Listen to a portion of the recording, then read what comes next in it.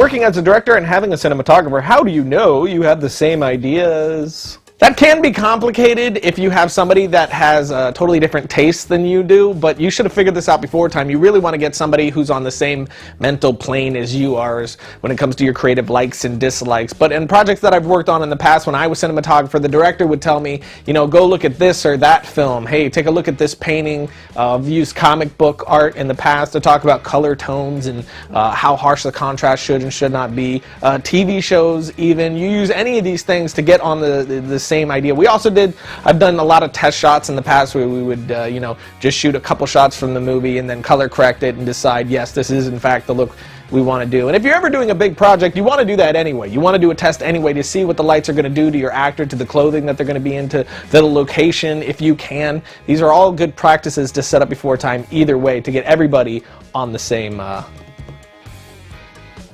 page. What's your process for coming up with a story? Do you start with a phrase, scenario, dilemma, etc.? That always varies. I'm coming up with one idea right now that's literally based on just a visual of somebody in a chair in a certain room.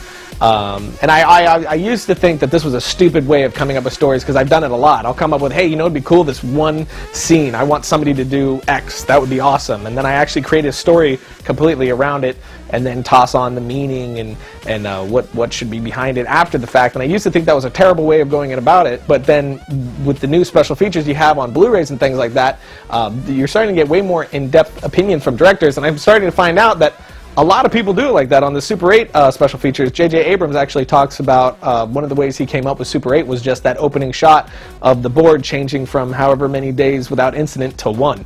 And the whole movie started stemming from that. So that was really encouraging for me, that it's not stupid to come up with a story based around one moment that you really like.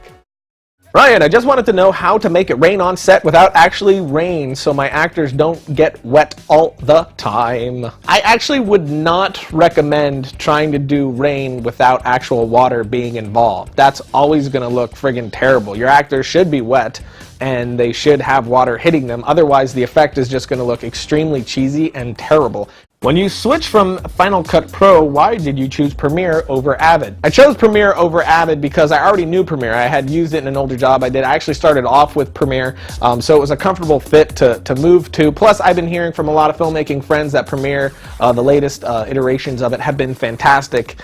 So I jumped over to that because with our schedule, I really didn't have time for an insane learning curve. Though I do definitely plan on trying out Avid and giving my opinions here on the show. What was your first job in the film biz, and how well did the hard work, I assume, pay off with future contacts and jobs? My first job out of film school was doing BTS, which means behind the scenes, on a pretty large short film, a six-figure budgeted short film. Of course, I was unpaid. I didn't really make any contacts because pretty much everybody was a douchebag on the set.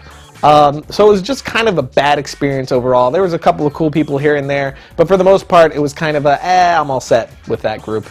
Dear Ryan, as you suggest in the Christmas list, I got the Canon T3i. I must say it's awesome. Any tips for mastering the manual focus? Really, the basic technique to getting really good at manual focus is just practicing a lot. When I first started doing my own manual focus, I would just take the camera for hours on end and walk around pulling focus on things. The more you do it, the more you're going to get the hang of it, and the more it's just going to become second nature to you, like riding a bike, and you'll become extremely proficient with it, even when running around. So really, it's just all about doing it over and over and over and over and over constantly.